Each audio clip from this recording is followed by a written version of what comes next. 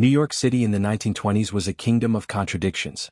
Dazzling on the surface, decaying underneath. Jazz pulsed through hidden clubs, Wall Street fortunes rose and fell like tides, and prohibition turned ordinary citizens into nighttime criminals.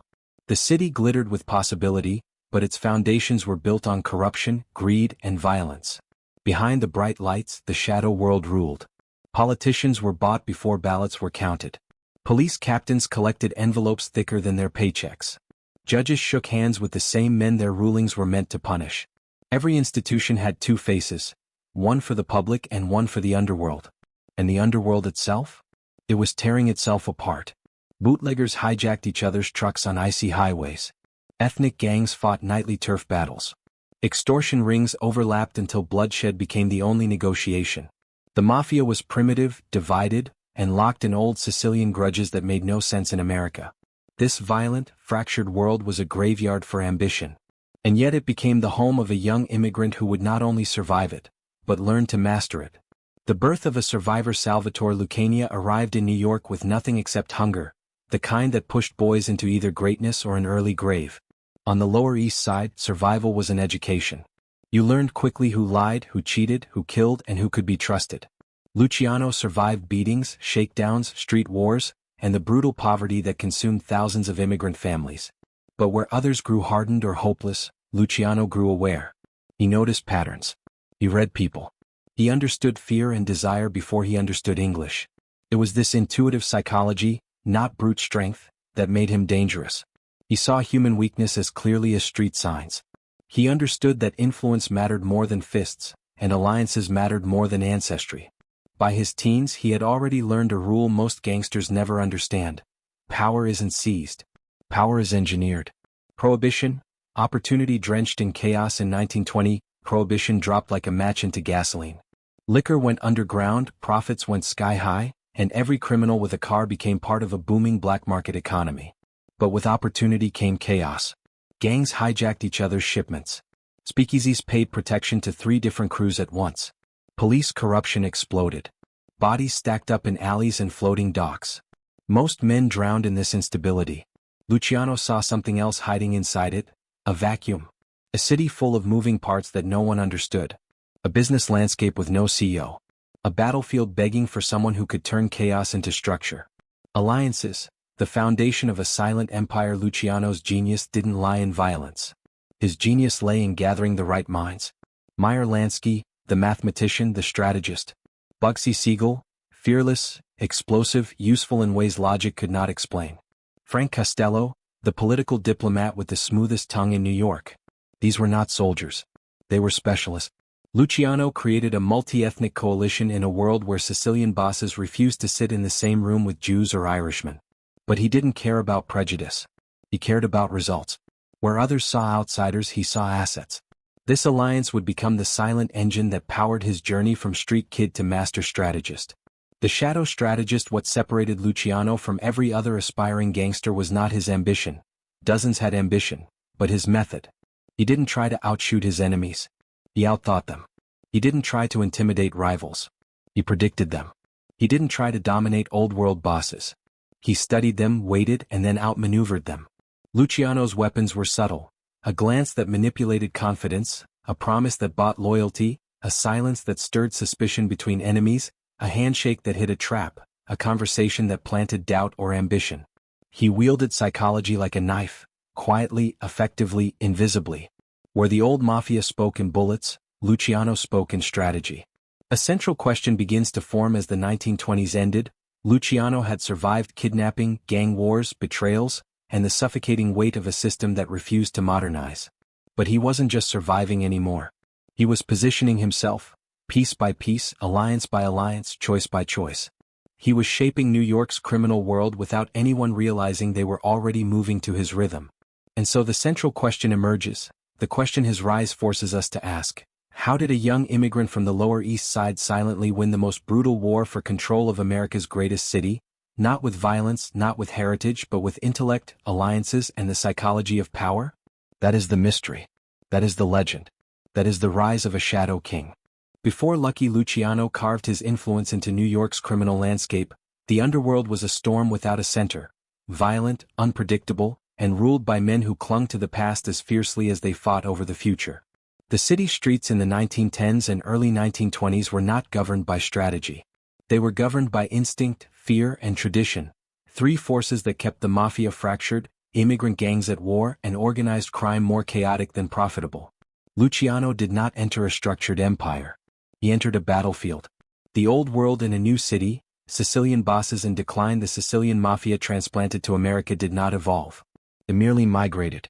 Bosses imported ancient codes directly from their villages. Omerta as unquestioned law, blood loyalty as the only currency, Sicilian lineage as the sole qualification for leadership, vengeance as negotiation. They behaved as if New York were an extension of Palermo, ignoring the fact that America was bigger, faster, noisier, and full of competing cultures. These bosses demanded obedience, yet offered no vision. They punished innovation. They rewarded tradition even when tradition made no sense in the American landscape. Their systems were rigid. Their thinking was outdated. Their rule was absolute, and absolutely fragile. In this environment, leadership passed through bloodlines instead of merit. Power changed hands only through assassination, not organization. The mafia was not a machine. It was a feudal map, scattered, primitive, and desperate for cohesion. Immigrant gangs, a city divided by culture and territory beyond the Sicilian clans. New York simmered with rival ethnic gangs, each carving out pockets of influence. Jewish syndicates controlling gambling dens and labor rackets, Irish mobs embedded in politics and policing, Italians ruling extortion and street-level rackets, black policy kings running numbers games with efficiency, independent bootleggers risking everything for a piece of the prohibition boom. These gangs did not collaborate. They collided. Every street had its loyalties. Every block had its history. A wrong look, a mistaken crossing of territories, or an unpaid debt could spark days of violence. New York City wasn't a single underworld. It was several underworlds competing violently for space, recognition, and survival. There was no shared goal. No unified profit. No leader strong enough, or visionary enough, to bring them together. This fractured landscape was the greatest obstacle to order. But for someone with the right mind, it was also an extraordinary opportunity. Prohibition, gold and blood in equal measure. Then came Prohibition in 1920, the law that turned New York into a criminal gold rush. Suddenly, every gangster with a boat, a truck, or a contact in Canada could become rich overnight. But wealth only magnified chaos. Bootleggers double-crossed each other weekly, speakeasy owners paid protection to multiple gangs, hijackings increased on bridges and alleyways, killings escalated as profits grew, police corruption deepened, feeding the cycle, liquor flowed like rivers. So did blood. Prohibition didn't create organized crime. It created the need for organized crime, a need no one yet understood how to fill. The city became a machine generating money faster than any gang could control it. Operations expanded beyond anyone's ability to manage. Violence spiraled. Territories overlapped until every corner was contested. The old Sicilian traditions couldn't handle this new scale. Ethnic rivalries couldn't handle the required cooperation.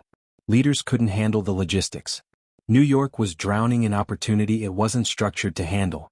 A world without governance, chaos as the status quo. What made the 1920s underworld truly volatile wasn't just the violence, it was the absence of any higher authority. No oversight. No shared rules. No arbitration. No system for peace. A dispute between two capos could ignite a full family war. A hijacked liquor shipment could result in a dozen deaths. A single rumor could trigger weeks of retaliation. Meetings between gangs were rare and paranoid. Trust was non-existent. Everyone expected betrayal. The mafia was not an organization. It was a mosaic of small armies with no unified command. And the cost of this disunity was staggering. Profits lost to infighting, soldiers lost to pointless ambushes, territories lost to chaos rather than strategy, opportunities wasted because no one could coordinate. Criminals were making money. But they were losing more than they realized, because no one knew how to run an empire. Not yet. A city waiting for a strategist. New York's criminal world was a puzzle with missing pieces, a structure waiting for someone to connect the fractures. It needed a leader who understood psychology as deeply as violence, saw alliances instead of rivalries, valued money over tradition, understood the American world better than Sicilian nostalgia, could impose logic where others imposed fear. Before Luciano, no such man existed. The city teetered between chaos and potential, a kingdom with no architect, a machine with no engineer, a battlefield with no strategist. The conditions were perfect not for the strongest gangster but for the smartest. And into this world, this fragmented, bloody, opportunity-scorched world, stepped a young man from the Lower East Side who saw what no other boss could see. Chaos wasn't the problem. It was the foundation. A foundation just waiting for someone bold enough and brilliant enough to build on it. Before New York shaped him, before the Mafia feared him, before the Commission carried out his blueprint, Lucky Luciano was simply Salvatore Lucania. A child born in the hills of Sicily, raised in a world where power whispered its lessons long before he understood their meaning. His evolution from peasant boy to underworld strategist did not begin with a gun in his hand. It began with survival, and the understanding that in dark places strength alone is never enough. Sicily, the first lessons in power. Sicily was a land of contradictions. Breathtaking landscapes wrapped around poverty, pride sharpened by hardship, and justice delivered not by courts but by whispers and knives.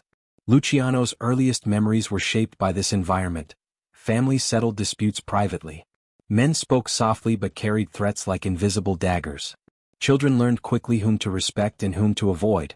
It was here he first observed the unspoken rule that would define his life. Power isn't always seen. Sometimes it's simply understood. But Sicily offered little for a poor family like the Lucanias. Economic suffering pushed them toward a promise: America. And at age 9, Salvatore boarded a ship without knowing he was leaving one harsh world for another even harsher. The Lower East Side, a hardening ground. New York's Lower East Side in the early 1900s was nothing like the opportunity-filled dream the Lucania family had imagined. It was a congestion of starving immigrants, overcrowded tenements, disease, and streets ruled by kids who fought not for pride but for food, territory, and respect. At school, young Salvatore struggled with English and was mocked for his accent. On the streets, he was targeted for being fresh off the boat. The beatings came often and they came hard. But each humiliation did not break him, it shaped him. He learned what fear looked like in a boy's eyes. He learned what confidence sounded like in a bully's voice. He learned that power flowed not from fists, but from the ability to make someone hesitate. He began asking himself questions no other boy his age was thinking. Why does this kid win fights without throwing punches? Why does that gang control the block without always showing knives? Why do some men inspire respect when they speak softly? This curiosity was the spark that would eventually grow into the mind of a strategist. Extortion as education. The first business lesson at age 10, Luciano began charging classmates a nickel for protection. This wasn't just a childish hustle, it was psychology. He noticed which boys feared bullies. He noticed which boys never fought back. He approached them quietly, offering the illusion of safety. The brilliance wasn't in the protection fee. It was in the structure he created behind it. He paid the biggest bully 2 cents out of every nickel to avoid beating up his clients. In return, the bully threatened anyone who refused to pay Luciano. Luciano had unintentionally created his first protection racket, and his first partnership model. From this, he discovered 3 truths. Influence beats intimidation. A system is stronger than an individual. People pay for certainty, even if the danger is manufactured. This was not simply survival. It was strategy forming in real time. Schoolyard violence. The crucible of calculation. Luciano grew stronger, but he wasn't the biggest kid. He could fight, but he wasn't unbeatable. What set him apart was his ability to choose when to fight and when to walk away. He watched boys who fought every battle, and lost teeth for nothing. He watched others avoid conflict entirely, and lose their dignity. Luciano studied patterns. Who led? Who followed? Why did loyalty shift? What triggered betrayal? He learned that a harsh word could be more dangerous than a fist. He learned that timing matters more than strength.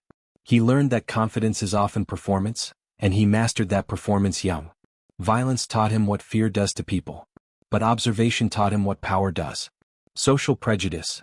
The psychology of outsiders. Being a Sicilian immigrant meant fighting a war he didn't choose. Irish cops harassed Italian kids. Jewish and Italian gangs clashed over turf. American-born teenagers mocked newcomers as Dagos and Wops. But instead of drowning in resentment, Luciano studied prejudice the way a scientist studies reactions. He asked himself, why do people hate outsiders? How can an outsider become indispensable? How does one gain respect from those who refuse to give it? These questions built the foundation of his future alliances. Alliances that crossed ethnic lines in ways no gangster had dared before. Hatred taught him humanity's weakness.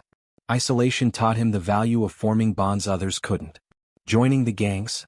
A young strategist in training in his teens, Luciano joined street gangs not for identity but for education. With them he learned how to negotiate without appearing weak, how to hold territory without constant violence, how to identify potential leaders before they rose, how to read lies in a man's eyes, and how to command respect through calm rather than rage. The streets hardened him, but they also refined him. Here, Luciano realized something few criminals ever do. Not every battle is worth fighting. But every battle is worth studying. The birth of a strategist, a mind forged in darkness. By the time he reached adulthood, Luciano had become more than a survivor. He had become a student of human behavior. Every threat he had faced, every beating, every insult, every betrayal, had carved another piece of understanding into him.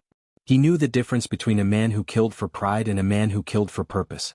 He knew how fear spreads. He knew how loyalty breaks. He knew how ambition disguises itself as respect. Most importantly, he knew how to navigate the shadows, how to move unseen, how to listen more than he spoke, how to let others feel in control while he quietly guided the outcome. This was the true birth of the Shadow King, a boy who learned that real power isn't force. It's influence, timing, understanding, and the ability to walk through darkness without letting it consume you. Luciano didn't choose the streets. They chose him. And in choosing him, they forged a strategist who would one day reshape New York's criminal universe. Before he became a kingmaker of the underworld, Lucky Luciano was simply a sharp-eyed street kid navigating Manhattan's shifting criminal terrain. His ascent was not a sudden leap but a calculated climb. A rise built on observation, reinvention, and strategic alliances that broke every rule the old mafia held sacred. Luciano didn't dominate New York because he was the most violent man in the room. He dominated it because he understood one truth long before anyone else. Crime could be structured like a business. Influence could be engineered. And power could be shared, strategically, to multiply its reach. This chapter is the story of how a survivor became an architect. From small-time hustler to a man with a vision in his early days, Luciano was involved in whatever the streets offered: petty gambling, low-level extortion, small-time protection. While others treated these hustles as ends in themselves, Luciano treated them like lessons. He watched how money moved. He watched how fear spread. He watched who controlled which corners and, more importantly, why they controlled them. This analytical instinct set him apart. Most gangsters saw opportunity as moment to moment. Luciano saw patterns, systems, weak spots, and scalable profit. As he climbed out of minor rackets and into larger operations, he wasn't just gaining money, he was gaining insight into the mechanics of New York's fragmented underworld. He learned early that muscle could win a block but strategy could win a city. Meeting Meyer Lansky, the alliance of minds, perhaps the most important relationship in Luciano's life, began when he crossed paths with a boy named Meyer Lansky. The two were from different worlds. Luciano from Sicily, Lansky from a Jewish immigrant family, but ambition, intelligence, and survival instinct transcended ethnicity. Lansky brought something few gangsters possessed: mathematical brilliance paired with a calm, analytical temperament.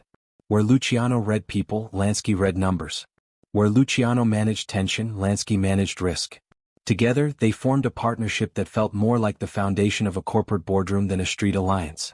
Lansky helped Luciano understand betting systems, profit margins, scalable operations, long-term investments, and the structure needed for sustainable criminal enterprise.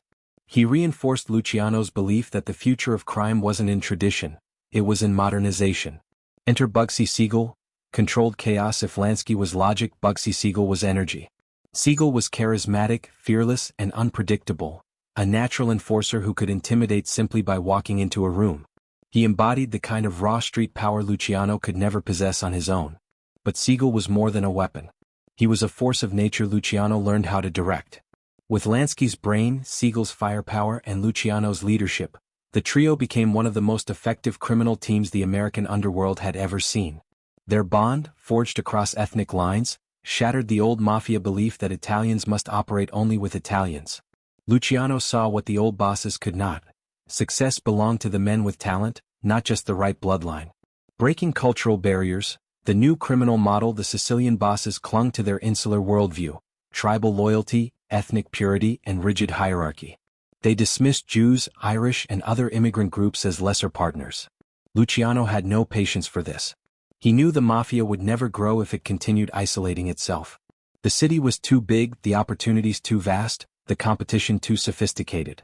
So he built the first truly multi-ethnic criminal network, treating each group not as rivals but as departments within an expanding enterprise. Jewish gangs brought financial intelligence. Irish mobs provided political contacts and corrupt police relationships. Italians supplied established street structures. This cross-cultural network was revolutionary. It expanded influence, reduced conflict, and maximized profit. Old bosses followed traditions. Luciano followed results. Bootlegging, a business, not a brawl. When Prohibition hit, most gangs treated liquor trafficking like a street hustle. Luciano treated it like a supply chain. He streamlined operations. Canadian suppliers at the top, smugglers moving product into the city, storage hubs run by trusted cruise fleet drivers for distribution, speakeasies as retail outlets. He even coordinated protection payments to avoid overlapping extortion demands. Nothing was random. Nothing was improvised. Where other bosses reacted to crises, Luciano anticipated them. Where others fought for turf, Luciano expanded networks. Where others bled, Luciano profited. This ability to modernize crime made him indispensable to every major figure in the city. Influence over intimidation. The Manhattan Web. Unlike traditional dons who ruled through shouting or violence, Luciano ruled through connection. He cultivated relationships with club owners seeking steady liquor supplies, politicians needing votes and money, judges willing to bend the law, police officers looking to supplement their wages, rival gangs eager for stability. He understood a rule that defined his entire empire.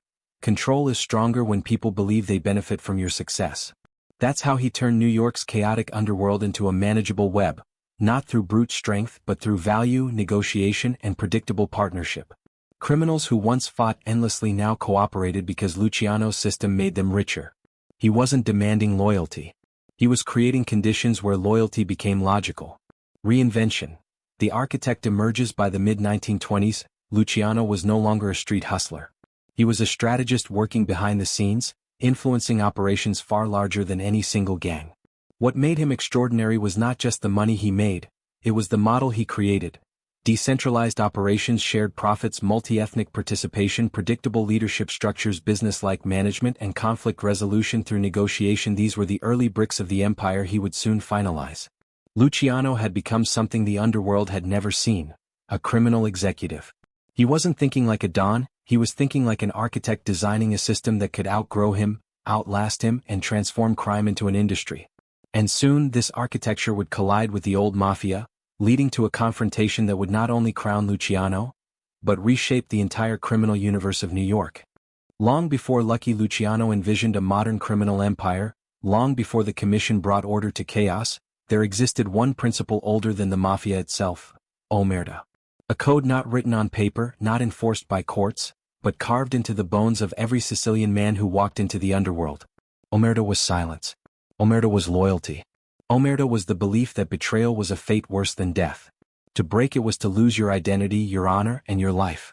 Yet when Luciano entered the American mafia, he saw something few dared to admit. Omerta was powerful, but inflexible. Sacred, but outdated. Feared, but fragile in the new world. What he would eventually do was not abandon the code, but reinterpret it, transforming omerta from a rigid Sicilian relic into a psychological tool perfectly suited for a modern criminal machine. Old world omerta. Loyalty as duty, silence as survival. In Sicily, omerta was born from centuries of occupation, poverty, and distrust of government. Men protected each other because the state never protected them. Loyalty was inherited, unquestioned, absolute. Breaking omerta meant death for you, danger for your family, and disgrace for generations. But this ancient code was built for small villages, not for New York City, where thousands of new immigrants, dozens of ethnic gangs, and billions in criminal profits reshaped every rule. Still, the old bosses, Masuria, Maranzano, and others, clung to omerta like scripture. To them, loyalty was about blood, ancestry, and obedience. To Luciano, loyalty had to be something else: strategic, flexible, incentivized, and earned. A young Luciano observes the cracks. As Luciano rose through Manhattan's underworld, he saw the flaws no one discussed aloud. Men pledged loyalty but secretly resented their bosses. Soldiers obeyed commands even when those commands destroyed profits. Capos killed rivals out of pride, not strategy. Silence was treated as obedience rather than understanding. Luciano learned two important truths. Fear-based omerta creates loyalty only until a better offer appears. Loyalty based solely on tradition collapses when money becomes the real power. The old world had not prepared these men for the tidal wave of opportunities Prohibition brought. Omerta kept people silent, but it didn't keep them smart. And Luciano needed both. Blending old loyalty with new pragmatism to lead a modern criminal empire, Luciano needed a new interpretation of omerta, one that preserved its power but removed its blind spots. He introduced a psychological shift. Loyalty would be rewarded, not just demanded. Men who showed intelligence and initiative rose quickly, regardless of their bloodline. Silence would be practical, not ceremonial. He didn't punish people for speaking to outsiders unless it endangered profit. Rules were tools, not shackles. He enforced omerta when it served stability, and ignored it when it served strategy. Loyalty was now tied to prosperity. If the system made men rich, they would defend it, not because tradition said so but because logic demanded it. To many men, Luciano was the first boss who made omerta feel mutually beneficial rather than oppressive. In the old mafia, power flowed downward. In Luciano's world, power circulated, and that circulation produced loyalty stronger than fear. Using omerta as glue, and as a weapon once Luciano's interpretation took hold, omerta became the invisible backbone of his empire. It created predictability, reduced violence, clear decision-making, consistent discipline, and trust between families that had never cooperated before. Men from different ethnic backgrounds saw the value of silence because they saw the profits of organization. But Luciano also understood that silence could be weaponized. He used omerta in 3 strategic ways. 1. To maintain internal control. If someone threatened stability, omerta became the justification for removal. Breaking the code was the perfect accusation. Simple, final, unquestionable. 2. To create a culture of mutual accountability. If everyone was responsible for maintaining silence, then everyone became invested in the system's survival. 3. To protect the blueprint. The less outsiders knew about how his operations functioned, the stronger the empire became, and the harder it became to dismantle. Silence was not just protection. It was architecture. A code reinvented, from honor to incentive. Luciano's version of omerta was not rooted in honor. It was rooted in efficiency. He understood that poverty, ambition, desperation, and greed motivated men more than old-world idealism. So he shaped omerta into something men could believe in for practical reasons. Breaking silence means losing wealth. Staying loyal means long-term security. Obedience earns opportunity. The system rewards those who keep the wheels turning. This interpretation made omerta more stable than it had ever been. The old mafia survived through tradition. Luciano's mafia would survive through self-interest. Silence as psychology, the Luciano method. Luciano wielded omerta like a psychologist, not a dictator. He studied men who stayed loyal under pressure, who cracked easily, who responded to incentives, who needed fear to stay in line, who needed respect. He built loyalty networks based on personalities, not hierarchies. He praised silence publicly, rewarded it privately, and punished betrayal in quiet, surgical moments that reminded everyone of the cost. Silence became a currency, one he controlled completely. The foundation of an empire. By the time Luciano positioned himself for leadership, omerta had undergone a transformation, from rigid to adaptable, from emotional to strategic, from ancient Sicilian law to modern organizational principle. The code that once held back the mafia now became the very glue holding his empire together. And with this new interpretation, Luciano achieved what no Sicilian boss ever had. He made loyalty a system, silence a strategy, and omerta a weapon sharp enough to carve the foundation of a modern criminal empire. When Lucky Luciano looked at New York's criminal world, he didn't see a swarm of gangsters fighting for scraps. He saw a marketplace. A chaotic, disorganized, wildly profitable marketplace lacking everything that makes a real industry thrive: structure, coordination, and leadership. Most mob bosses focused on one racket at a time. Luciano focused on all of them together. He wasn't interested in being the king of bootlegging or the prince of gambling.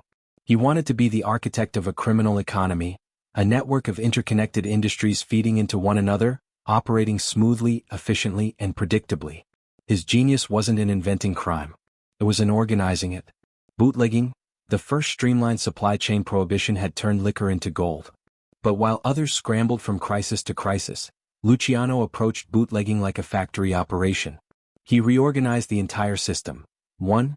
Supply sources. Canadian distillers and Caribbean rum runners became reliable partners rather than one-off deals. 2. Transportation networks. Smuggling routes were mapped, scheduled, and protected. Drivers were paid well enough not to betray, but not so much they became greedy. 3. Distribution hubs. Warehouses and safe houses were strategically placed throughout Manhattan and Brooklyn to reduce risk. 4.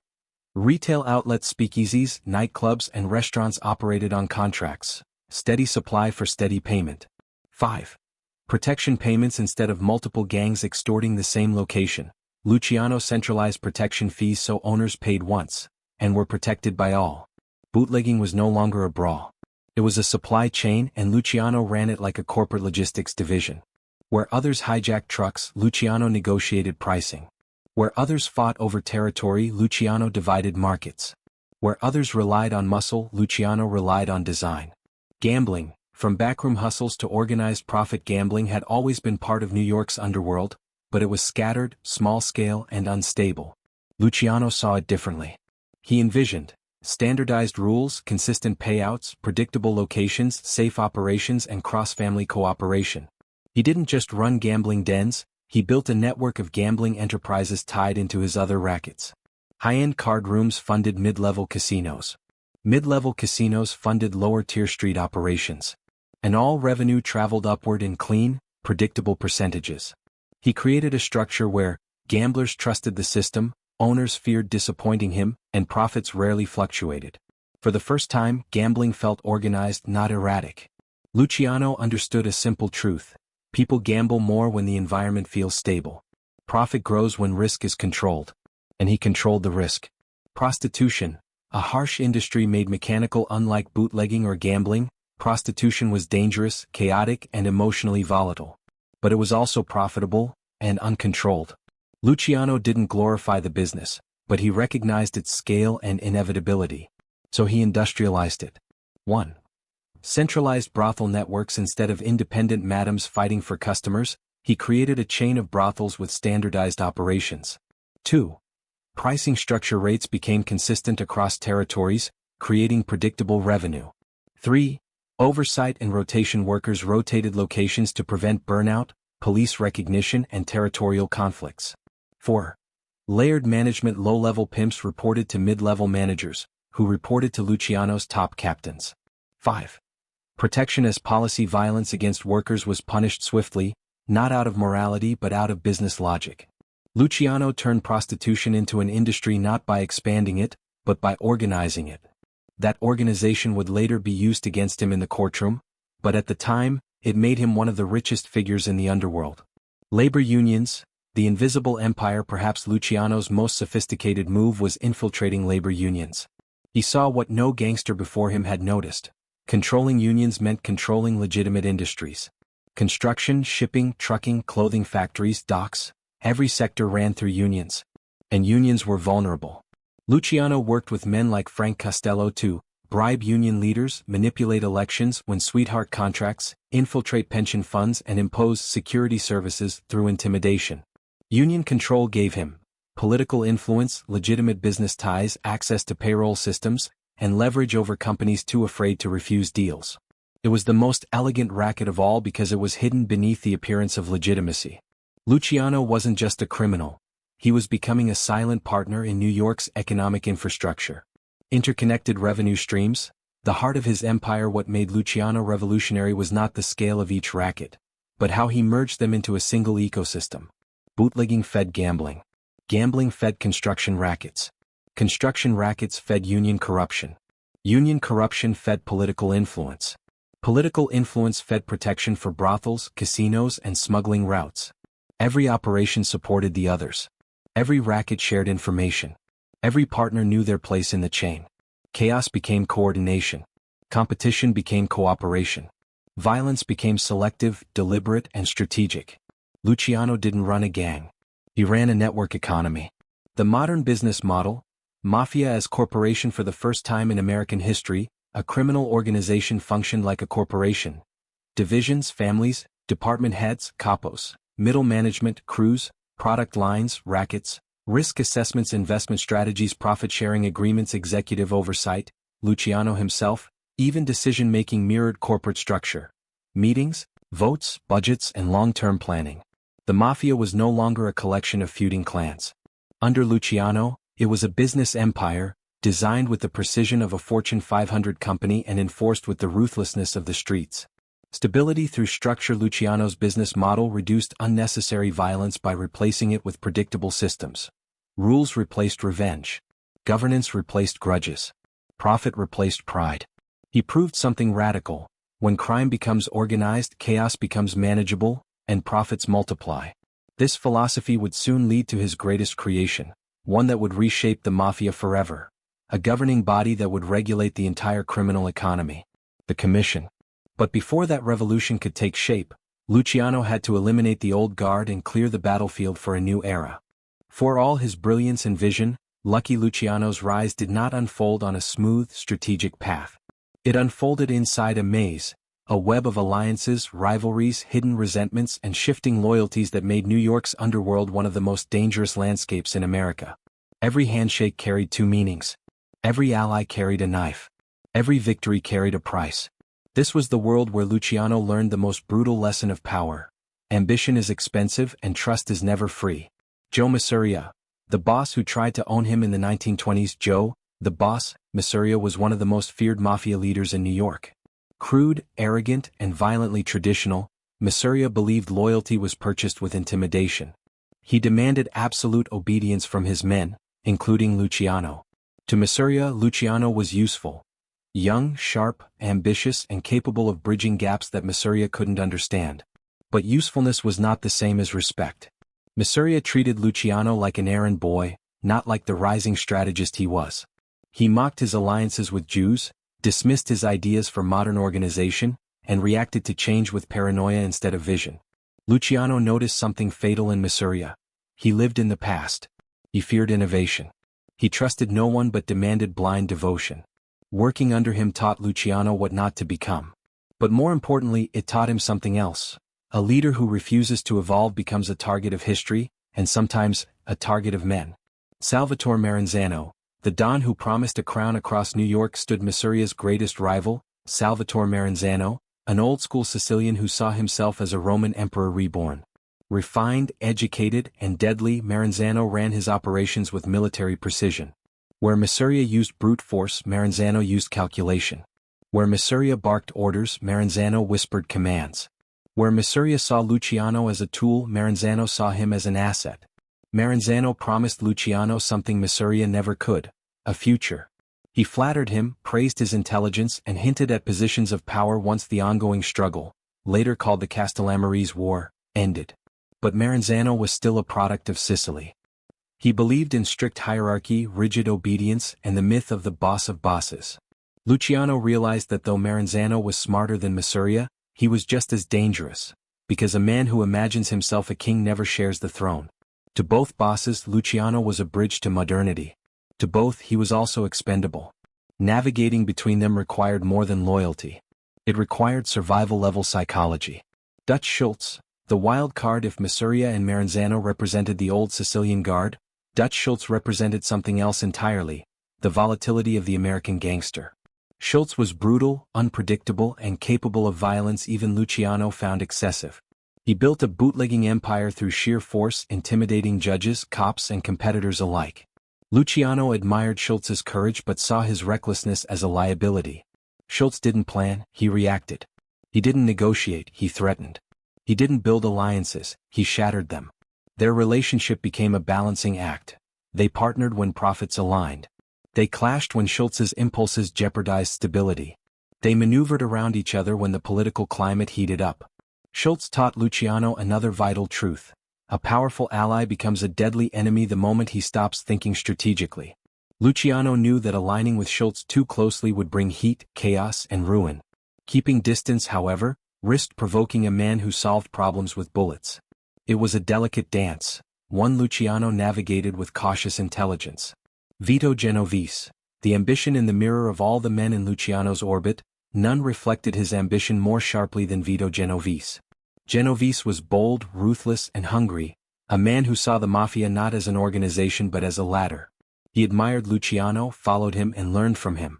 But admiration has a short half-life among ambitious men. Genovese wanted power of his own, and he watched Luciano's rise with a mixture of loyalty and jealousy. He executed orders efficiently, kept secrets faithfully, and eliminated rivals without hesitation. Yet Luciano sensed a shadow behind Genovese's obedience, a man who agreed today but planned tomorrow. Genovese taught Luciano the most painful truth of power: Your greatest ally is often your future enemy. And the men closest to you study you, not to protect you but to replace you. Shifting alliances, the chessboard of survival. Navigating these personalities required more than street smarts. It required a strategist's mind. Luciano positioned himself as loyal enough to avoid suspicion, neutral enough to avoid early death, ambitious enough to attract opportunity, and strategic enough to keep his intentions hidden. He shifted alliances like a chess master, supporting Masuria publicly, learning from Maranzano privately, utilizing Schultz selectively, watching Genovese constantly. Every conversation was a negotiation. Every handshake had layers. Every conflict held opportunity and danger. Luciano didn't survive because he trusted the right people. He survived because he trusted no one completely. Psychology over violence. Luciano's true weapon. In a world where guns solved most disagreements, Luciano used something more powerful: psychology. He learned who feared humiliation more than death, who would betray for status, who would stay loyal if made wealthy, who needed praise, who needed intimidation, and who needed to feel indispensable. He mastered the art of making enemies believe they were partners, and partners believe they were equals, even when neither was true. This psychological warfare became the silent force behind his rise. The real cost of ambition. Every ally Luciano gained carried a price. Masuria taught him how dangerous stagnation could be, and demanded loyalty he could not give. Maranzano offered opportunity while plotting future domination. Schultz provided revenue at the cost of unpredictability. Genovese supported him while dreaming of replacing him. Luciano's rise was not built on friendship. It was built on understanding the darkest truths of human behavior. He learned that ambition builds empires, but ambition also destroys them. And soon Luciano would be forced to choose between loyalty and survival, between old world kings and a new world revolution, between the men he needed and the men who needed him gone. The web of trust and treachery was tightening. And the next chapter would determine who lived, who fell, and who would control the future of the American underworld. Long before Lucky Luciano claimed true power, New York's underworld was already shaking beneath the weight of a silent conflict. It wasn't the gunfights in alleyways or the bloody ambushes splashed across newspapers that defined this era. It was the quiet war, fought in whispers, exchanged in glances, and decided in smoke-filled rooms, where Luciano learned how to turn danger into strategy and chaos into opportunity. This hidden war was not about bullets. It was about position, pressure, and perception. And those who underestimated it rarely survived. Assassination attempt. The warning shot that became a lesson in 1929, Luciano survived one of the most brutal attacks in mafia history. Kidnapped off the streets by unknown assailants, likely connected to Joe Masuria or paid by rival factions, he was beaten, stabbed, and left for dead on a Staten Island beach. For most men, such a near-death experience would spark fear or vengeance. For Luciano it sparked clarity. The attack revealed who feared his rise, who resented his alliances, who underestimated him, and how deeply divided the mafia had become. More importantly, it taught him a vital truth. If others were willing to kill for power, he must be willing to think beyond survival. He must shape the battlefield instead of reacting to it. From that moment on, Luciano began maneuvering with a new kind of precision, one that made him not just a player in the war but a strategist orchestrating its outcomes. Whispers of betrayal, the conversations that moved armies. The hidden war wasn't fought with armies, it was fought with conversations. Luciano spent countless nights in back rooms, bars, and quiet restaurants, listening more than speaking. Every whisper mattered. Some capos hinted at dissatisfaction with Masuria's leadership. Others feared Maranzano's ambition. Bootleggers complained of taxation from both sides. Young gangsters admired Luciano's modern alliances. Every complaint, every rumor became a thread Luciano carefully wove into a strategy. He realized he didn't need to force change. He only needed to guide the discontent that was already growing. He became the quiet center of a network of frustrated men. And in the shadows, influence began forming around him like gravity. Political interference, the invisible hand of the law. While gangsters killed each other in the streets, another force complicated the battlefield: politics. Prohibition agents, local cops, judges, and Tammany Hall politicians played their own games, taking bribes, protecting certain families, and subtly shifting power through selective enforcement. Luciano was one of the few gangsters who understood that survival required navigating these political tides. He learned which politicians needed money, which police captains could be bribed, which judges would look the other way, and which journalists could be influenced with the right story. He didn't fight the political machine. He integrated into it. This gave him something rare in the underworld: predictability in an unpredictable landscape. While rivals relied on violence, Luciano relied on influence, and influence left fewer bodies behind. Internal wars fought in silence. The psychological battlefield. Masuria and Maranzano may have clashed in open war, but Luciano fought a different kind of battle. One where his greatest weapons were timing, diplomacy, and manipulation. He managed relationships like a chessboard. He reassured Masuria's loyalists while quietly guiding them toward disillusionment. He impressed Maranzano with discipline while concealing his own ambitions. He soothed independent bootleggers by promising stability that neither boss could offer. He fed small truths and small lies into the ears of rivals to make them reveal their intentions. Luciano never yelled. He never boasted. He rarely threatened. His silence made others talk. His calm made others nervous. His questions revealed more than accusations ever could. In a world where information meant survival, he gathered it like a seasoned spy. Turning threats into leverage where other gangsters reacted to danger with violence, Luciano treated threats like opportunities. When Schultz grew reckless, Luciano used his unpredictability to make Masuria nervous and Maranzano paranoid, weakening both. When Maranzano tried recruiting him, Luciano gained insight into Maranzano's long-term plans. When Masuria demanded total loyalty, Luciano recognized how weak a leader he had become. Every threat clarified the battlefield. Every danger revealed a weakness, someone else's, not his. Luciano's genius was not in avoiding conflict, but in using conflict to accelerate his rise. Manipulation mastery, the quiet shifts of power. Luciano knew the hidden war would never be won through brute force. It had to be won through the perceptions of the men who followed the bosses. So he shaped those perceptions. He exaggerated Masuria's paranoia, suggesting, subtly, that the boss no longer trusted his best men. He amplified Maranzano's arrogance, making others see that the Castellammare's leader would never accept equals. He encouraged Schultz's aggression, allowing Schultz to become a distraction that weakened both great powers. He flattered ambitious young capos, planting the seed that a new kind of leadership was coming. Through these subtle moves, Luciano shifted the center of gravity in the underworld, without firing a shot. Men began turning to him for reassurance, guidance, opportunity. He didn't seize power. Power drifted toward him. Chaos turns to opportunity. The architect emerges. By 1930, the mafia was fracturing under pressure. Masuria couldn't stop the bleeding. Maranzano couldn't unify the clans. Schultz was too reckless to stabilize anything. Genovese was too cunning to trust anyone. But Luciano? He was the one man who understood that chaos was not a crisis. Chaos was a vacuum. A vacuum waiting for a strategist. He saw the hidden war not as a threat to survive, but as a stage to reshape the entire underworld. He would remove Masuria. He would remove Maranzano. He would neutralize Schultz. He would keep Genovese close until the right moment. The hidden war taught him how to use silence as leverage, how to turn assassins into instruments, how to let rivals destroy each other, and how to build alliances on the ruins of old empires. This was the war that didn't make headlines. But it was the war that made Luciano the most dangerous strategist in America. When the shooting finally stopped, when the dust of betrayal and negotiation settled, the underworld would stand reorganized, not by tradition, not by blood, not by fear, but by a man who mastered the shadows. The war for New York's underworld was never truly fought in the open. Its climax did not erupt as a single explosion, but as a sequence of carefully plotted moves, ambushes, betrayals, quiet promises, and silent calculations.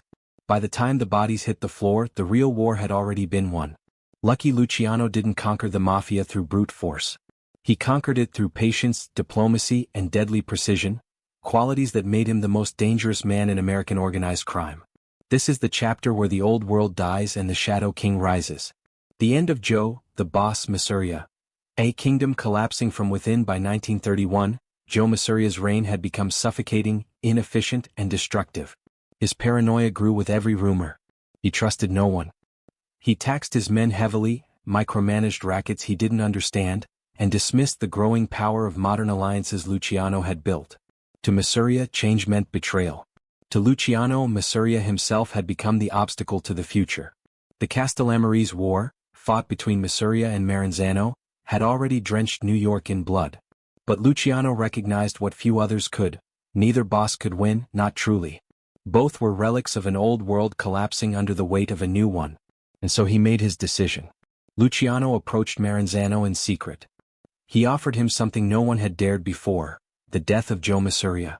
But the offer came with a condition, that after Masuria's fall Maranzano would end the war and modernize the mafia.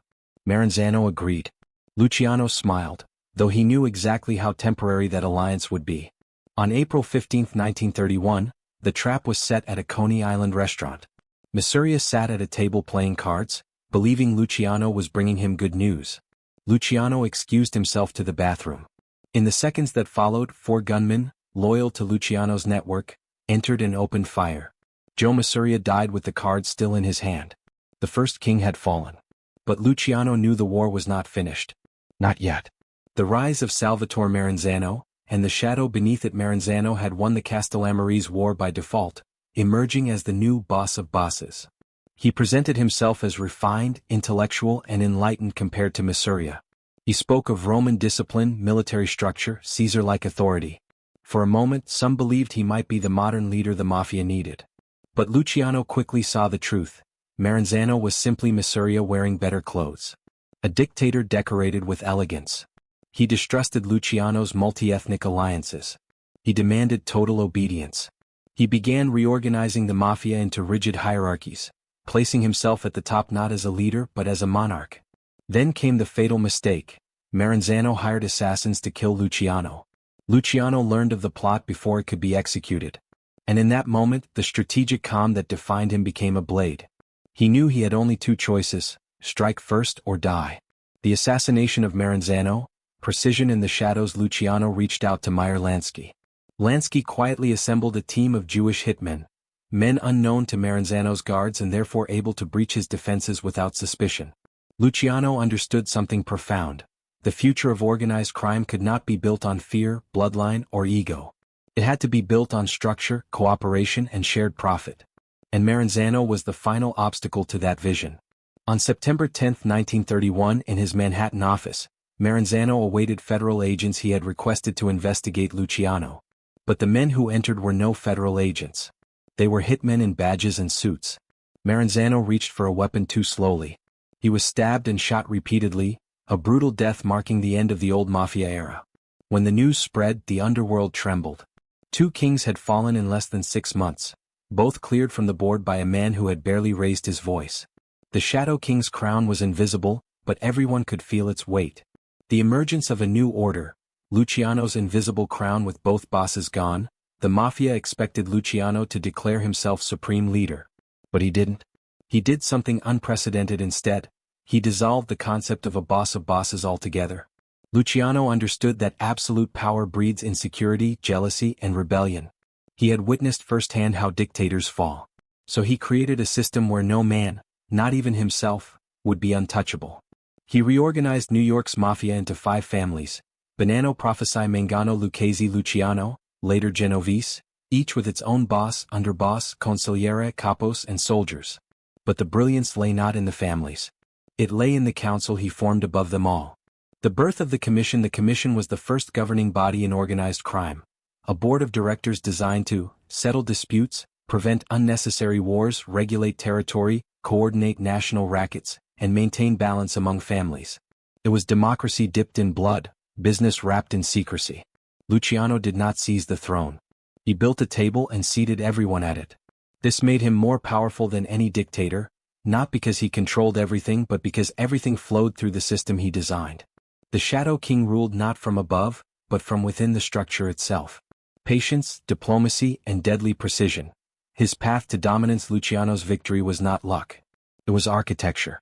He had waited out Masuria's paranoia, studied Maranzano's ambition, managed Schultz's volatility, balanced Genovese's ruthlessness, negotiated with Lansky's brilliance, and built alliances with men across ethnic lines. He didn't win through violence. He won through timing. He won through empathy where needed and ruthlessness where required. He won because he understood human behavior more deeply than any man of his era. And when the dust settled, New York's underworld finally stood united, not under a tyrant but under a blueprint. A blueprint only one man could have designed. The Shadow King rises with the Commission established and the old bosses buried. Luciano stepped into a role no mafia leader had ever held, architect of an entire underworld. He ruled without shouting. He commanded without appearing. He shaped decisions without forcing them. His power was not loud. It was structural. Luciano had not simply survived the hidden war. He had mastered it, using shadows as weapons and silence as strategy. And now New York belonged not to a boss but to a mastermind. The Shadow King had risen. When the bloodshed of the Castellamarese War ended and the bodies of New York's old bosses cooled, Lucky Luciano knew one truth with absolute clarity. If the Mafia continued operating as it had for generations, rigid, pride-driven, and endlessly violent, it would destroy itself. He had not removed Masuria and Maranzano simply to take their place. He had removed them to remove an entire era. The future of organized crime would not belong to the man with the loudest threats or the deepest family roots. It would belong to the man who could design a system strong enough to survive ambition, greed, and the inevitable rise of new kings. And so, Lucky Luciano built his masterpiece, the Commission. A new vision after an old war. When Luciano gathered New York's top mafia figures after the deaths of Masuria and Maranzano, most expected him to declare himself the supreme ruler, the new boss of bosses. He shocked them instead. He told them the position was finished. He explained that absolute power invited absolute paranoia, endless betrayals, and inevitable war. No single man, no matter how strong, could be trusted to rule an empire without tearing it apart. Luciano understood something few gangsters ever grasped. Men can be eliminated. Systems can endure. So he presented a new vision of mafia leadership. Not monarchy, not dictatorship, but governance. The 5 families, order out of chaos. The first step in Luciano's architecture was division. He reorganized New York's underworld into 5 distinct families, each with a boss, an underboss, a consigliere, counselor, multiple capos, teams of soldiers. The 5 families were Luciano family, later Genovese; Mangano family, later Gambino; Prophesy family, later Colombo; Bonanno family, Gagliano family, later Lucchese. For the first time, New York had clear boundaries, clear leadership, and clear accountability. Instead of dozens of smaller clans competing for scraps, there were 5 powerful entities, balanced, organized, and interdependent. But this was just the foundation. The true brilliance came next. The Commission, a boardroom for the underworld inspired by corporate boards and political councils. Luciano created a national ruling body for the Mafia. The Commission. It was not symbolic. It was structural. Each family boss had a seat. Major disputes were brought before the group. Votes, not bullets, determined outcomes. The Commission's core purposes were: 1. Prevent internal wars. No family could declare war on another without Commission approval. Unauthorized killings were punishable by death. 2. Regulate national business. Bootlegging, gambling, narcotics, unions, and rackets were coordinated across territories. 3. Maintain balance of power. No boss could expand without Commission consent. No family could dominate the others. 4. Oversee leadership succession. Bosses who were jailed, exiled, or killed were replaced through Commission consensus, not street-level chaos. 5. Enforce collective decisions. If one family broke the rules, all families enforced consequences, together. This was no longer a collection of criminal clans. It was a national corporation with a governing council. Violence had not disappeared, but now it served purpose, not pride. Why it worked? Luciano's psychological genius. Luciano's brilliance wasn't just in creating a system. It was in designing one that appealed to every ego in the room. He gave each boss autonomy within their territory, security from internal threats, shared profits from national operations, and a seat at the table where decisions were made. He replaced the fear of dictators with the incentive of collaboration. By eliminating the title of boss of bosses, Luciano made himself appear humble, but the truth was far more strategic. Without claiming the crown, he controlled the throne. The Commission existed because he designed it. The families respected it because he enforced it. The national operations thrived because he coordinated them. Power was no longer centralized in a man. It was centralized in a structure, and Luciano was the architect behind it. Violence as the last option. Perhaps the most revolutionary aspect of Luciano's system was his philosophy of violence. Traditional mafia culture relied on killing to solve every disagreement.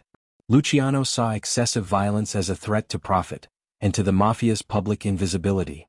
Under the Commission, disputes went to arbitration. Killing required approval. Peace was the default. War was the last resort. For the first time, organized crime became predictable, a trait that made it infinitely more profitable. Violence didn't disappear, but it became surgical. When the Commission ordered a hit, it was not personal. It was policy.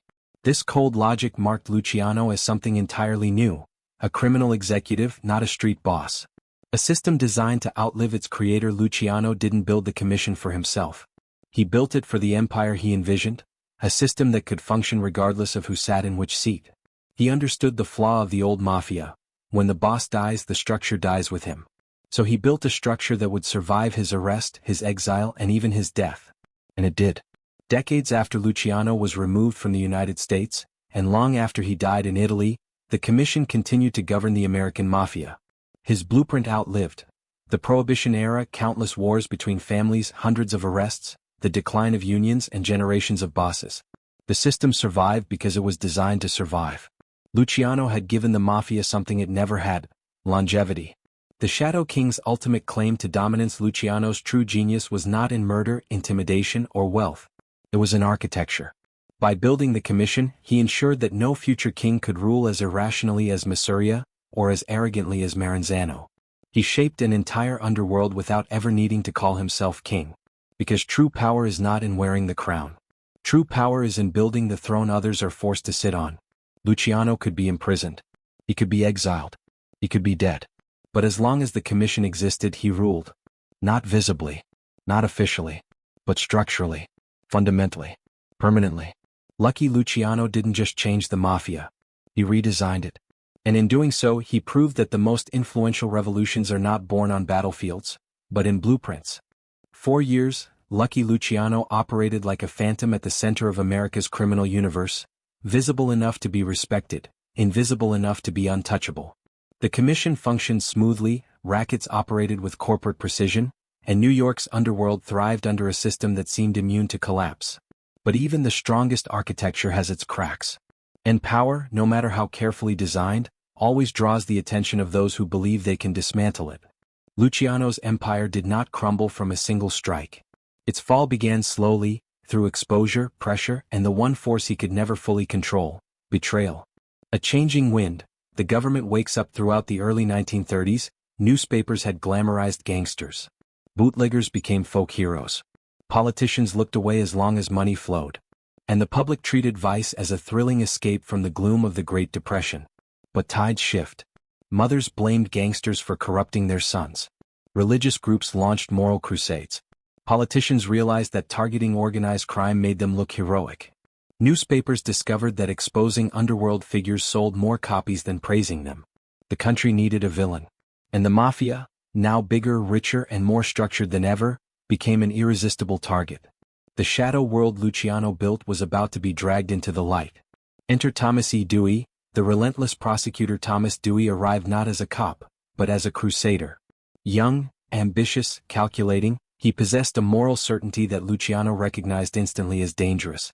Where previous prosecutors targeted street-level criminals, Dewey targeted systems. He studied bootlegging networks, union corruption, prostitution rings, gambling operations, each thread tracing back to the same hidden architecture: the commission. Luciano's structure. Dewey didn't know the full blueprint, but he sensed the mastermind behind it. He spoke publicly of a criminal corporation infecting the city.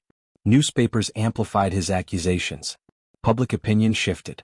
Luciano, once a ghost, was becoming a silhouette. And silhouettes can be shot at. Media frenzy. A king pulled into the spotlight. Journalists smelled blood. Stories exaggerated Luciano into a mythic villain, the man who controlled every brothel, every casino, every truckload of illegal liquor. Sketch artists drew him with a crown of smoke. Editorials demanded action. Church groups called him the corrupter of youth. The more the media speculated, the more the public believed. And the more the public believed, the more pressure politicians placed on law enforcement. Luciano's invisibility, the shield that once protected him, was dissolving. He was becoming the face of American vice, whether he wanted it or not. Internal tensions. The commission begins to strain. Success had created wealth, and wealth had created ambition. Inside the commission, rival bosses began to murmur.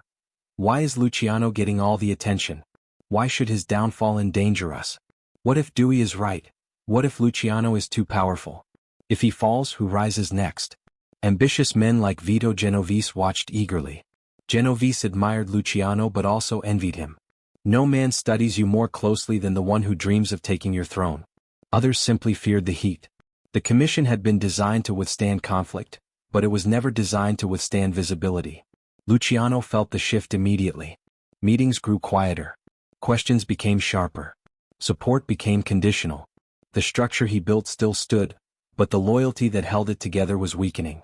Prostitution. The crack Dewey exploited. Dewey knew he couldn't charge Luciano with murder or bootlegging. The evidence was too hidden, the witnesses too afraid. But prostitution, chaotic, widespread, desperate, offered him a path.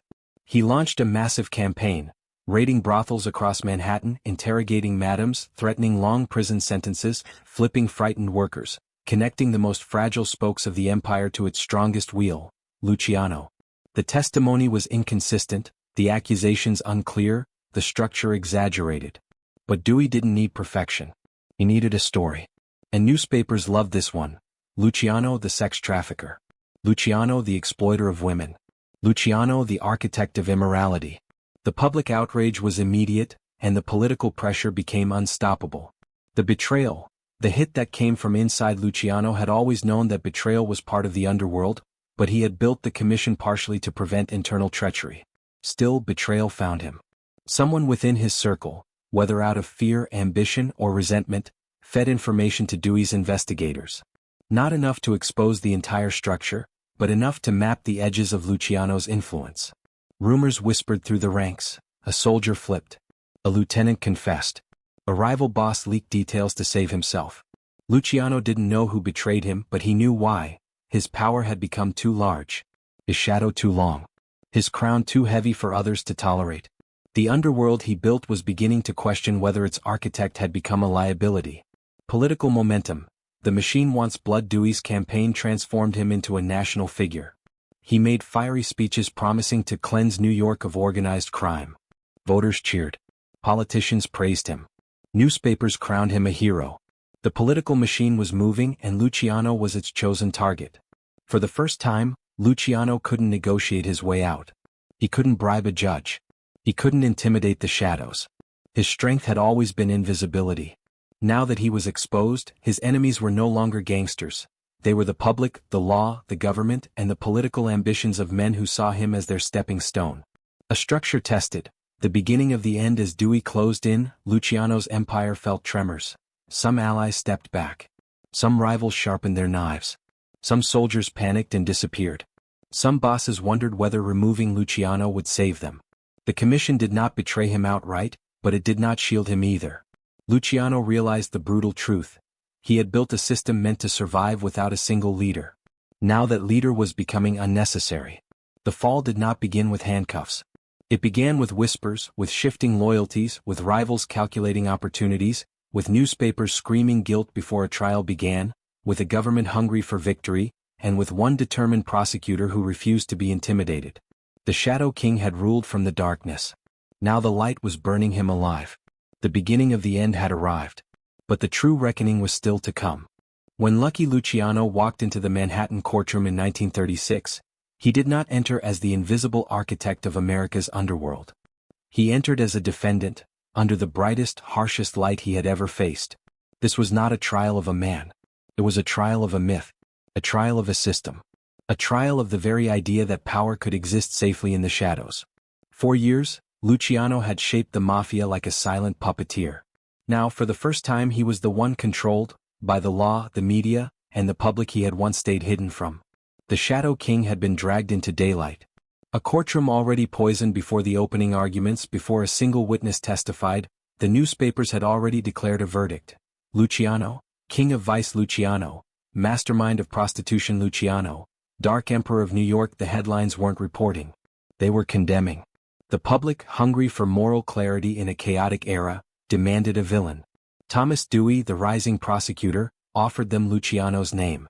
And so the courtroom filled not just with jurors and attorneys, but with reporters scribbling every twitch of Luciano's face, church leaders demanding judgment, politicians eager for publicity, and spectators craving the spectacle of a king brought low.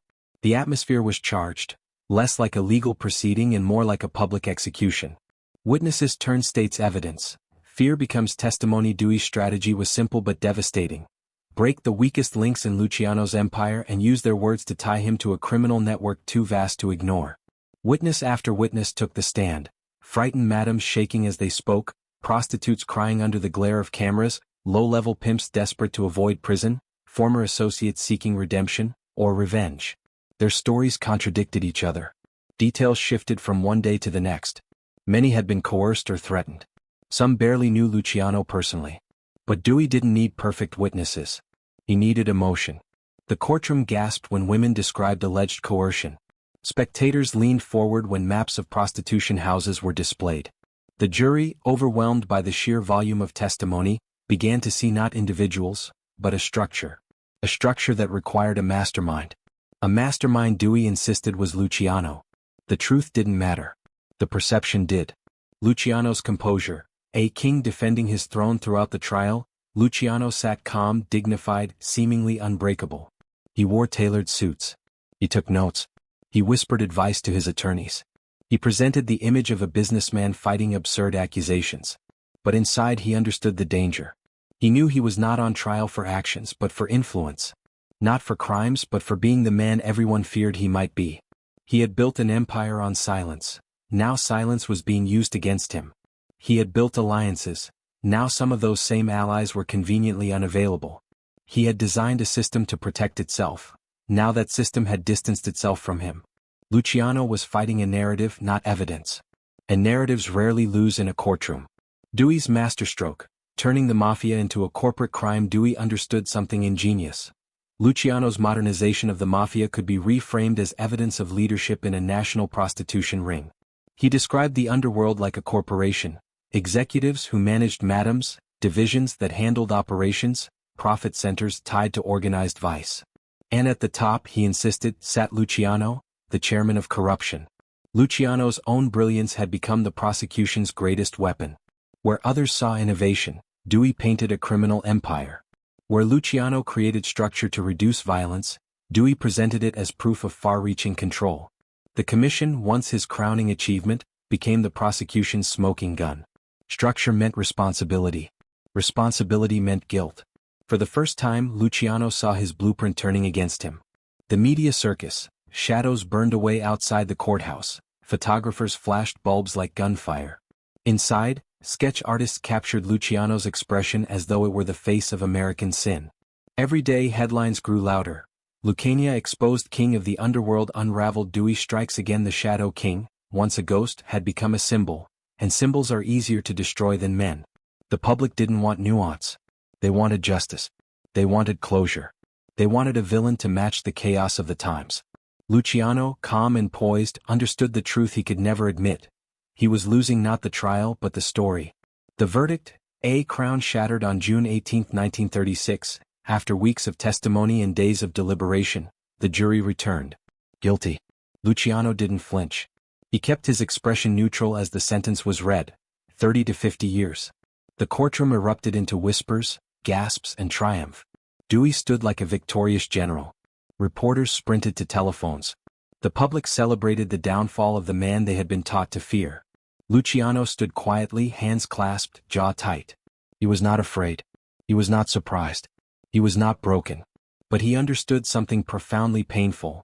This was no longer his world. Power had shifted. Light had conquered shadow. And the empire he built, designed to outlive him, had done exactly that. The Shadow King unmasked as guards led him away. Luciano felt the weight of two realities. His system still stood. His place in it no longer existed. The commission continued to operate. The families continued to profit. The rackets continued running like clockwork. His blueprint had survived, but the architect had been removed. The trial had not destroyed his legacy. It had destroyed his presence. And for a man who lived in shadows, the greatest tragedy was not imprisonment. It was exposure. Lucky Luciano, who once commanded an empire through whispers, had been undone by voices he could not silence. The Shadow King was toppled, not by bullets but by testimony. Prison was supposed to end Lucky Luciano's reign. It was supposed to silence him, isolate him, and bury him beneath the weight of iron bars and public shame. But power shaped in the shadows does not die in the light, and Luciano's power had never depended on his physical presence. It lived in his relationships, in his systems, and in the men who continued to treat him as the architect of their world. Behind the cold walls of Dannemora State Prison, the Shadow King discovered a new realm in which to rule. Not through force, not through fear, but through memory, loyalty, and the psychological structure he had designed long before his fall. Prison walls could not cage influence. When Luciano entered prison, he understood instantly that survival required adaptation. The underworld outside still moved, still profited, still depended on the architecture he had built. He may have been absent, but his blueprint was not, and so he set about reshaping his role. He used coded messages, phrases hidden in casual letters, references only trusted lieutenants understood, and instructions masked as personal reflections. He used loyal intermediaries, men like Frank Costello and Meyer Lansky, who acted as his voice in commission meetings and ensured his opinions were heard even when his body was locked away. He used reputation, the silent authority that made even new soldiers who had never met him respect the design he left behind. Luciano did not demand loyalty. Loyalty flowed to him because his system still benefited everyone who obeyed it. In prison he was not irrelevant. He was inevitable. The commission without the architect. When Luciano fell, many believed the commission would crumble. After all, he had built it, shaped it, enforced it. But his genius lay in building a machine that required no single operator. The gears kept turning, disputes arbitrated through votes, territories respected, profits distributed, violence controlled, leadership transitions managed with discipline. The bosses continued to meet. They continued to follow the rules. They continued to treat Luciano's vision not as a suggestion, but as the constitution of their world. And when a disagreement arose, when a family boss needed guidance, when the commission feared a misstep, they sent word to Luciano. He was no longer the visible king. He had become something rarer, a mind that ruled from absence, a strategist whose influence survived separation. It was the purest form of power he had ever held. Daily life in a cage, a king without a throne. Luciano adapted to prison life with the same calm calculation he applied to street politics. He carried himself like a man who still had a kingdom, because in a sense he did. Other inmates treated him with respect, sometimes fear, often awe. Guards recognized his name from newspapers and spoke to him cautiously. He observed everything: who controlled the yard, who influenced the kitchen, who commanded loyalty in the shadows. Yet he stayed detached. He wasn't interested in becoming the ruler of the prison. He had a larger empire to watch from afar. His days were spent reading, writing letters, meeting lawyers, and receiving carefully vetted visitors. His nights were spent replaying the structure he'd built, evaluating its strengths and vulnerabilities. Isolation didn't weaken him, it sharpened him. Prison had taken his freedom. It had not taken his relevance. World War II, when the government came calling, then came the twist no one could have predicted. In 1942, as World War II raged and German submarines targeted New York Harbor, U.S. Naval intelligence realized something extraordinary: they needed help securing the docks. Dock workers were frightened. Sabotage was suspected. Union leadership was compromised. Stevedores operated under the influence of the mafia more than the government. The Navy could not control the waterfront. But Luciano's network could. And so, federal agents approached him. Behind bars, Luciano negotiated with the calm of a man who understood leverage better than any politician. He agreed to help, but not for free. Through intermediaries, he signaled to Costello and Albert Anastasia, who controlled the docks, to protect shipments, prevent sabotage, report suspicious activity, and ensure absolute order. For the first time in American history, the U.S. government and the mafia operated as allies, unofficially, invisibly, but effectively. And at the center, orchestrating it all from his prison cell, was Luciano. The cooperation further solidified his legend. Even in chains, the Shadow King could still move armies. Leverage in captivity, the bargain for freedom. Luciano's assistance during the war became a crucial bargaining chip. After the docks were secured and the war effort strengthened, whispers began in political circles. Did Luciano deserve consideration? Had he, in fact, helped protect national security? By 1946, New York Governor Thomas Dewey, the same man who once prosecuted him, made a stunning recommendation: Luciano's sentence should be commuted. But he must be deported. It was a victory wrapped in exile. Luciano was freed from prison but banished from the country that had made him powerful. Yet even in this, his influence remained undeniable. A man imprisoned for running a criminal empire had regained his freedom by assisting the U.S. Navy. That was not luck. That was leverage.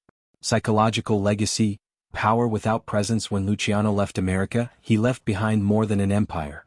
He left behind a mindset. The mafia he shaped continued operating through his rules, his alliances, his structure, and his philosophy of controlled violence. Even without his physical presence, his psychological imprint remained on every decision the commission made. He no longer ruled through personal command. He ruled through the structure he had etched into the bones of the underworld.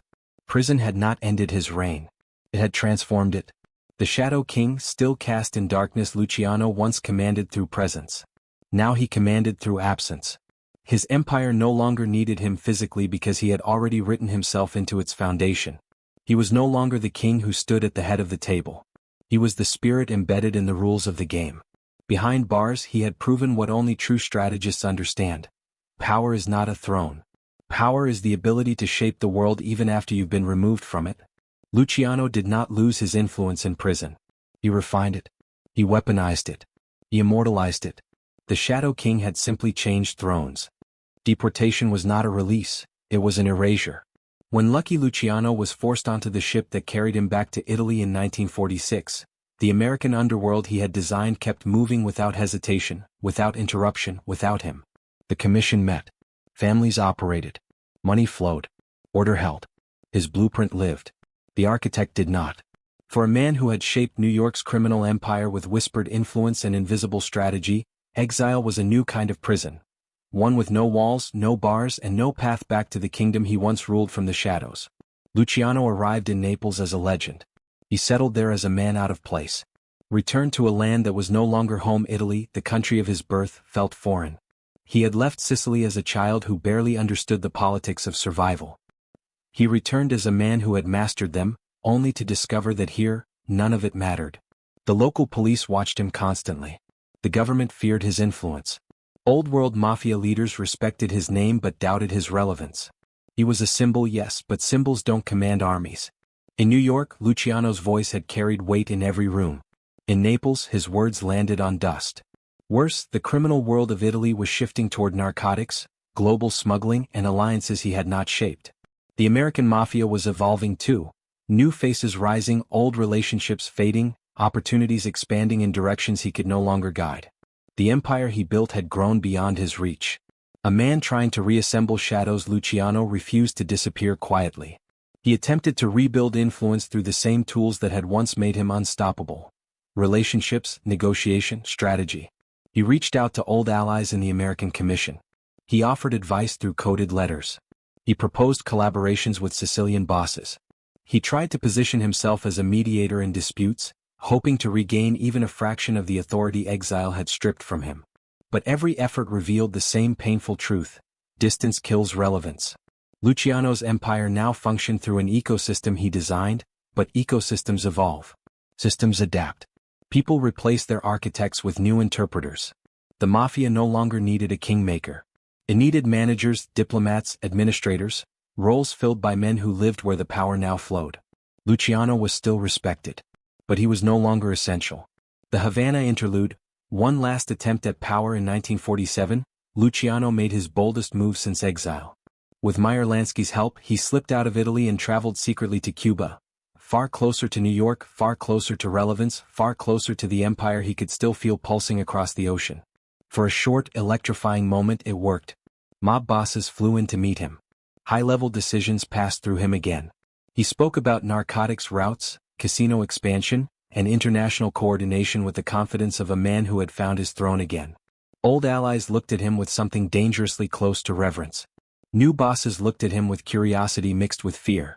For a few weeks, the Shadow King stepped out of memory and back into presence. But then America discovered he was in Havana. The U.S. government demanded his removal. Cuban officials, pressured and threatened, forced him back onto a plane. In a matter of hours, Luciano went from re-emerging as a global strategist to landing in Italy under tighter surveillance than ever before. That brief taste of relevance was not a victory. It was a reminder of what he no longer possessed. Watching the empire move without him back in Naples, Luciano grew increasingly reflective. Each passing year only widened the distance between the architect and the architecture. He learned of new bosses rising in New York. New alliances forming. New money flowing through systems he had envisioned but never touched. Even disputes were now resolved through a commission he created but could no longer influence. He read newspapers obsessively. He listened for whispers from visitors. He traced the movements of families he once commanded. Sometimes he felt pride. His blueprint still governed the world he built. Sometimes he felt pain, that world no longer needed its creator. He saw clearly the cruel irony of power.